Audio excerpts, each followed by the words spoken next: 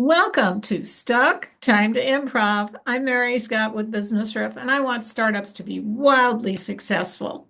Dealing with challenges is a challenge in itself. And today, my special guest is Laura Burkemper from ScaleBlazer, and we're going to be talking about painstorming and some other ways to approach challenges. I'm so glad you're here, Laura.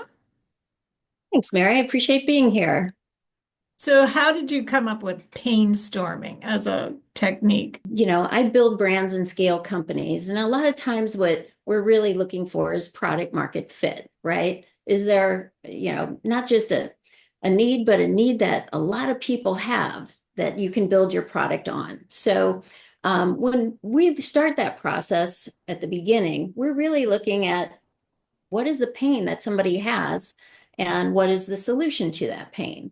So we just called it painstorming. And so it's a real easy way to just get the wheels turning. And so when you think about, hey, I'd like to be an entrepreneur, I'd like to start a business, but you're not exactly sure what, start with painstorming.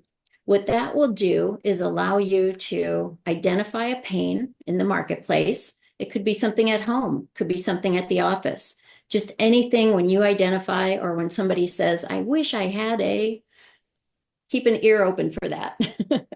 So when you identify the pain, what is the solution to correct that, right? And that's the beginning of some product market fit brainstorming techniques. Sure. And it's about what's in it for them. People have these ideas that they think are going to be wonderful, they're going to make a difference. But if it doesn't actually solve pain that already exists in the marketplace, you're kind of stuck, right? Right. There's some other techniques you can apply to that. So that's just a quick warm Okay. up. It's Well, really a let's talk brainstorm. about some of those other techniques. Yeah, one simple one is called the SCAMPER model. It's SCAMPER, and each letter stands for a different way to really help you brainstorm. So if you have an idea, you can use the S, which is substitute.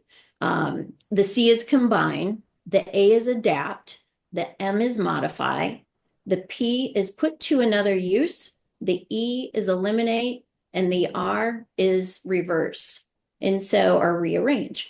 And so if you think about your idea and, you say I've got a great idea for a smartwatch. Well, Mary, you might say, Laura, that's great, but there's a lot of them out there. So how do you make yours unique or different than anything else? How do you carve out your niche? So one way to do that is to run it through the Scamper model.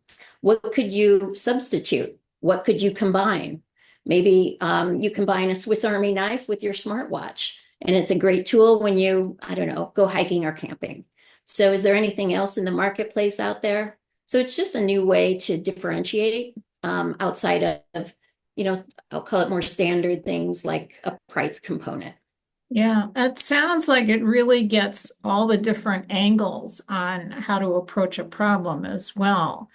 Because it's not just that there's a problem that people are willing to pay for, it's about what makes you uniquely qualified to solve that problem. This model sounds really good. So do you have some others? Yeah, you could also do what you might have heard of already is a SWOT technique. Analyze your strengths, your weaknesses, the opportunities and threats, both internal and external. So all these are different ways to help you really hone in on why this is unique, better, and different than anything else on the marketplace. And then the challenge starts to make sure that others feel the same way and it's not just you. And it feels like it's turning it into a game. It sounds like this is actually going to be a fun way of doing something you have to. So it makes it more like something you want to do. Yeah, it really is. That's a great point, Mary. When you're doing brainstorming, anything goes, right? Because even if your thought doesn't lead down, the exact path, it might spur on somebody else's thoughts. And then you just see where the ball lands. Sure. And it's a great way of actually getting your team to connect and interact as well and giving everybody an opportunity for some input. Yeah, diversity of thought is so key because we all have different experiences. We grew up differently. We have different thoughts. And these brainstorming techniques really really bring out the best and ultimately, ideally a better solution in the end.